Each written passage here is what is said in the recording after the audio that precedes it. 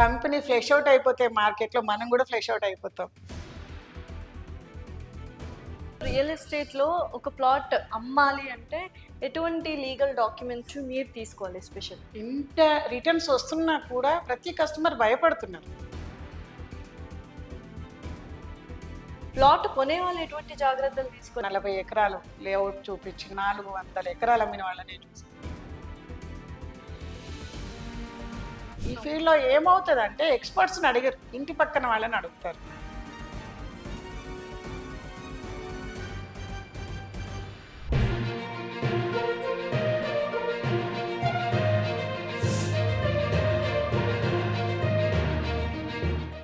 So మీ life ఎలా start అయింది? అసలు రియల్ ఎస్టేట్ ఫీల్డ్లోకి ఎలా వచ్చారండి? నేను డిఫరెంట్ మార్కెటింగ్స్ చేశానండి. సేల్స్ దాంట్లో చేశాను. నాకు ఎప్పుడైతే నేను 10th క్లాసే చదివాను, కానీ లైఫ్లో చాలా స్ట్రగుల్స్ ఫేస్ చేశాను.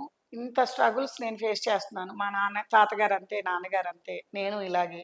నా జనరేషన్ ఇలాగే ముందు కొనసాగాల? లేదు, దీనికి ఒక చెక్ పెట్టాలి.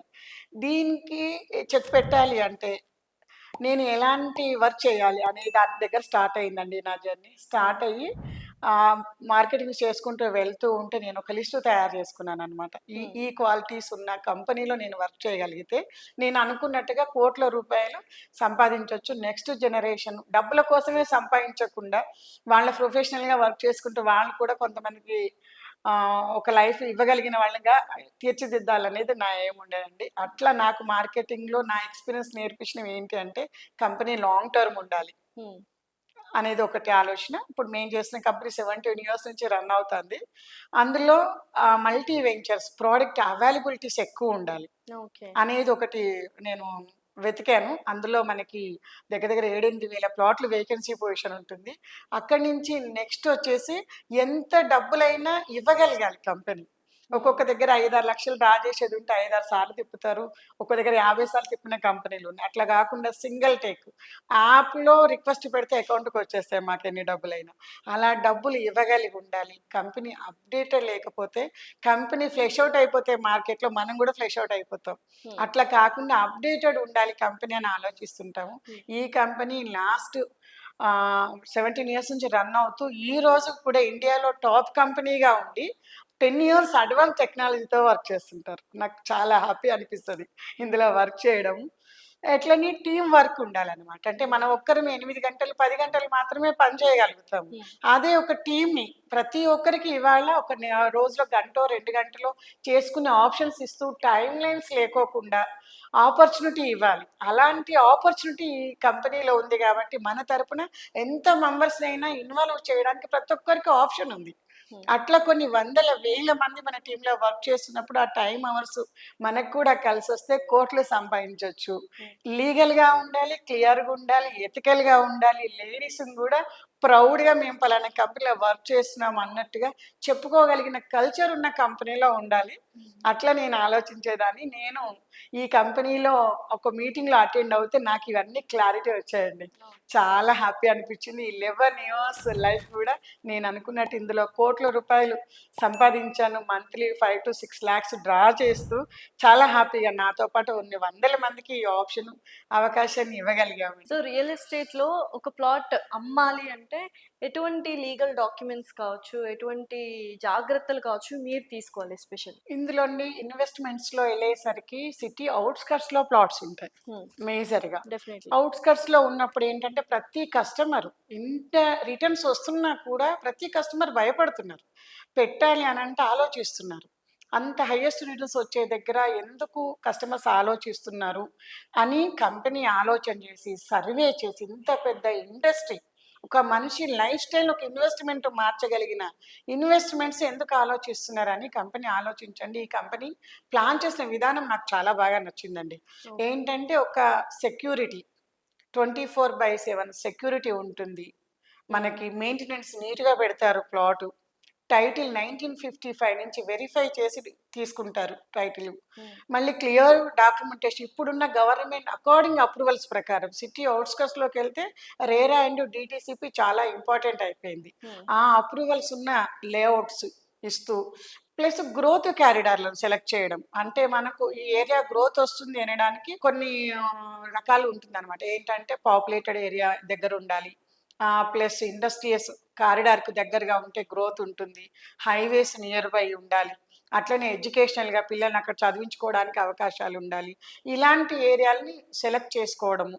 ఇలాంటి ఏరియాలను మనం చాయిస్ చేసుకుంటే కస్టమర్స్ హైయెస్ట్ రిటర్న్స్ తీసుకోవచ్చు. సేఫ్, సెక్యూరి ఫీలింగ్ ఉండొచ్చు. ఎందుకంటే ఒకసారి ఇన్వెస్ట్ చేసేసినాక దాని గురించి ఆలోచించొద్దు. డాక్యుమెంట్ పక్కకి పెట్టి 10 ఇయర్స్ తర్వాత అది ఇస్తే అదొక 10 టైమ్స్ పెరిగుంటే చాలా హ్యాపీగా ఉంటుంది. ఓకే. అలాంటి సేఫ్, సెక్యూరిటీ ఉన్న ఏరియాలు చాయిస్ చేసి తీసుకుంటే మాత్రం ఖచ్చితంగా వాళ్ళ లైఫ్ స్టైలే మారిపోద్దండి. సో ఇప్పుడు కోటీశ్వరుల జాబితాలోకి ఎంటర్ అవుతారు. సో ప్లాట్ అమ్మేవాళ్ళు ఎటువంటి జాగ్రత్తలు తీసుకోవాలి?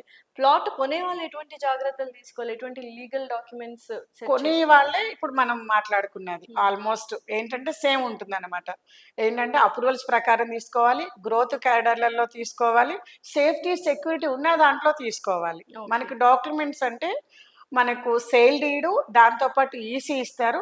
దాంతో పాటు లీగల్ కిట్ అంటే మనకు లింక్ డాక్యుమెంట్ అంటారు. ఓకే. ఈ లింక్ డాక్యుమెంట్ అన్నమాట. మన దాంట్లో అయితే బేబీ ఆఫ్సెట్ ప్రింట్ చేసి బైండింగ్ చేస్తే బుక్ ఇస్తారు. ఓకే. ఇవి 3 ఒక డాక్యుమెంట్‌కి ఉన్నాయంటే అది లీగల్‌గా పర్ఫెక్ట్ ఉన్నట్టు లెక్క. ఈ మధ్య కాలంలో రియల్ ఎస్టేట్ మోసాలు ఇదివరకుతో పోల్చే కొంచెం తగ్గాయి. బట్ ఇంకా కూడా జరుగుతున్నాయి. కొంచెం హైటెక్ మోసాలు అయితే జరుగుతున్నాయి రియల్ ఎస్టేట్‌లో. ఎటువంటి మోసాలు చేయొచ్చు? అంటే ఇప్పుడు మోసాల గురించి మాట్లాడుకుంటే వాళ్ళకి తెలుస్తది. ఓకే. ఇలా కూడా ఉంటాయా మోసాలు అని. సో రియల్ ఎస్టేట్‌లో ఎటువంటి మోసాలు జరగొచ్చు?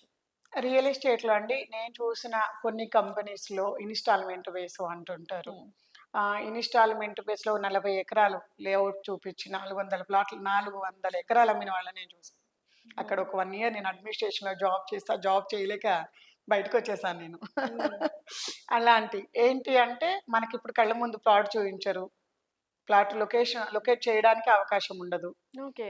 అలాంటివి ఓన్లీ ప్లాట్లు ఇచ్చుకుంటూ వెళ్తుంటారు. ఇన్‌స్టాల్‌మెంట్ బేసిస్‌లో ఇటువంటి ఇబ్బందులున్నాయి. అంటే కొనేవాళ్ళు కూడా ప్లాట్ చూడకుండా ఎలా కొంటారండి? కంపెనీ ఉంటుంది. హ్మ్. ఇన్‌స్టాల్‌మెంట్‌లో వీళ్ళు కూడా ఫుల్ పేమెంట్ చేయట్లేదు కదా! హ్మ్. హ్మ్. కాబట్టి లొకేటెడ్ లేకుండా ఇంతకుముందు ఇవి ఎక్కువుండేయండి. హ్మ్. ఎందుకంటే అగ్రిమెంట్ మీద ప్లాట్లు మన రైతుల దగ్గర కూడా అగ్రిమెంట్ చేయించుకుని ప్లాట్లు అమ్మే టైంలో ఇవి ఎక్కువుంటున్నాయి. ఇప్పుడు ఈ రేరా యాక్ట్ వచ్చినాక real estate regulatory authority act వచ్చినాక ఇవి చాలా వరకు తగ్గాయి. ఓకే. ఎందుకంటే గవర్నమెంట్ అప్రూవల్స్ ఇవ్వడమే ప్లాట్ కొనుక్కున్న ఓనర్‌కే అప్రూవల్స్ ఇస్తున్నారు. హ్మ్. ప్లాట్ కొనుక్కొని 15% గవర్నమెంట్ మార్ట్‌గేజ్ పెట్టి అప్పుడు అప్రూవల్ తీసుకోవడానికి ఆప్షన్స్ ఉన్నాయన్నమాట. ఓకే. అట్లా ఆల్ డెవలప్‌మెంట్ చేసిస్తున్నారు. ఇప్పుడు మాక్సిమం ఈ మోసాలైతే చాలా తగ్గాయి. ఏదైనా కన్‌స్ట్రక్షన్‌లోకొచ్చేసరికి అందులో మనకు అప్రూవల్ తీసుకొస్తాము, కడతాము, అప్పుడు మీకిస్తాము అని చెప్తుంటారు. ఈ హ్మ్. మాటలు ఎవరైతే మధ్యవర్తులున్నారో వాళ్ళ స్వలాభం కోసం ఏంటంటే వాళ్ళకి మార్కెట్‌లో పేరు వాటితోటి సంబంధం ఉండదు. నేను ఈరోజు ఎంత సంపాదించాను పక్కకు జరిగిపోవడం. హ్మ్. అట్లనే ఆలోచిస్తుంటారు. ఓకే. అలాంటి వాళ్ళతోటి కొంచెం జాగ్రత్తగా ఉంటే సో సరిపోతుంది. ఎటువంటి అప్రూవల్స్ అనేవి మనము ఫస్ట్ అండ్ ఫార్‌మోస్ట్‌గా చూసుకోవాలి? ఇప్పుడున్న అప్రూవల్స్ ప్రకారం అంటే మెయిన్ రేరానేనండి. హ్మ్. రేరా, డీటీసీపీ బయటైతే. ఇక్కడైతే హెచ్ఎండిఏ లేఅవుట్‌లో తీసుకుంటే హెచ్ఎండిఏ లేఅవుట్స్. ఇంకా కన్‌స్ట్రక్షన్‌లో తీసుకుంటే దానికి డిఫరెంట్ ప్రాసెస్ ఉంటుంది. ఓకే. ఆ ప్రాసెస్‌లో డాక్యుమెంట్ పర్ఫెక్ట్‌గా చూసుకుంటే సరిపోతుంది. ఇవాళ మనకి ఇప్పుడు మీరు ఎలా అయితే ఇంటర్వ్యూ చేస్తున్నారో ఈ యూట్యూబ్‌ల ద్వారా గావచ్చు, ప్రతి ఒక్క కస్టమర్ మంచి ఇన్ఫర్మేషన్ వస్తుంది. ఎందుకంటే ఏదైనా మనము మన జీవితంలో ఎక్కువ శాతం సంపాదించడం మీద ఖర్చు పెడతాము. అందులో సేవింగ్స్ చాలా లిటిల్ అమౌంటే చేయగలుగుతాం. ఓకే. మరి అంత జాగ్రత్తగా సంపాదించిన అమౌంట్‌ని ఇన్వెస్ట్ చేసేటప్పుడు 1కి 4 సార్లు లీగల్ ప్రాసెస్ ఎవరైతే ఆ ఫీల్డ్‌లో ఎక్స్‌పర్ట్స్ ఉంటారో వాళ్ళని కనుక్కోవాలి. ఈ ఓకే. ఫీల్డ్‌లో ఏమవుతదంటే ఎక్స్‌పర్ట్స్‌ని అడగరు. ఇంటి పక్కన వాళ్ళని అడుగుతారు. హ్మ్. ఇక్కడ కూడా ఎక్కువ ఎందుకంటే ఇంటి పక్క వాళ్ళకేం తెలుసో వాళ్ళకదే తెలుసు. కరెక్ట్. మనం లీగల్‌గా ఏదైనా ప్రాబ్లమ్ వచ్చినప్పుడు మంచి లాయర్ దగ్గరికెళ్తాం. హ్మ్. హెల్త్ ఇష్యూ ఏదైనా వచ్చినప్పుడు మంచి డాక్టర్ దగ్గరికెళ్తాం. హ్మ్. అట్లాగే నేను చేసే సజెషన్ కస్టమర్స్‌కి మెయిన్ ఏంటి అంటే, ఇందులో ఎవరు ఎక్స్‌పర్ట్స్, వాళ్ళు ఎన్ని సంవత్సరాలు చేస్తున్నారు, కంపెనీ ఎన్ని సంవత్సరాల నుంచి ఉంది, హ్మ్. ఎన్ని ప్లాట్లు రిజిస్ట్రేషన్ అయ్యాయి, ఒకసారి ఆఫీస్‌లకెళ్ళి చూసుకొని, చెక్ చేసుకొని ఇన్వెస్ట్ చేస్తే బాగుంటుందనేది నా ఒపీనియన్. ఓకే. కంపెనీ బ్యాక్‌గ్రౌండ్ అనేది ఎలా చెక్ చేయాలి? ఇందాక మీరన్నట్టు ఎన్ని ఇయర్స్ అని. ఇంకా ఏమేమి చెక్ చేయాలి? కంపెనీ గురించి తెలుసుకోవాలి. ఓకే. పర్ఫెక్ట్ ఇది. కంపెనీ మనం ఇందులో ఇన్వెస్ట్ చేయొచ్చు అనడానికి ఎటువంటి లిస్ట్ ఒకటి ఉంటది కదా, ఆ లిస్ట్ ఏంటి అసలు?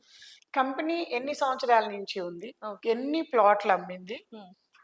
అమ్మిన ఏరియాలలో రేట్స్ ఎలా పెరిగాయి, ఆ ప్లాట్స్ ఇప్పుడు సెక్యూర్ సేఫ్ ఉన్నాయా, హ్మ్. ఫర్దర్ సర్వీస్ ఇస్తున్నారా, హ్మ్. ఇవే ఇంపార్టెంట్ అండి. ఏదైనా ఫర్దర్ సర్వీస్ ఇస్తుంటేనే ఆ బ్రాండ్ మనం దేన్నైనా ముందుకు తీసుకొని వెళ్తాము. ఓకే. ఇవి ఉంటే సరిపోతుందన్నమాట. హ్మ్. ఎప్పుడు ప్రకారం అప్పుడు అప్రూవల్స్‌లో ఉన్నాయా? ఎన్ని సంవత్సరాల నుంచి చేస్తున్నారు? అప్పుడు ప్రకారం ఆ అప్రూవల్స్ ఉన్నాయా లేదా అని కూడా చెక్ చేసుకోవాలి. ఓకే. సో, ఇప్పుడు ఔట్‌స్కర్ట్స్ నుంచి వెళ్తుంటే పెద్ద పెద్ద హోర్డింగ్స్ కనిపిస్తుంటాయి. ప్రీమియం గేటెడ్ విల్లా ప్లాట్స్ అని. అసలు ఏముంటాయి ఆ ప్లాట్స్‌లో? మనకి ఏదైనా సరే అండి. ఇప్పుడు మీరు సిటీలో చూసినా, ఎక్కడ చూసినా కూడా ఎమ్యూనిటీస్ అంటాం కదా! Roads, current, water, under drainage, హ్మ్. ఆహ్, మనకి aviation plantation, plus rain water harvesting centres ఇవి మేజర్.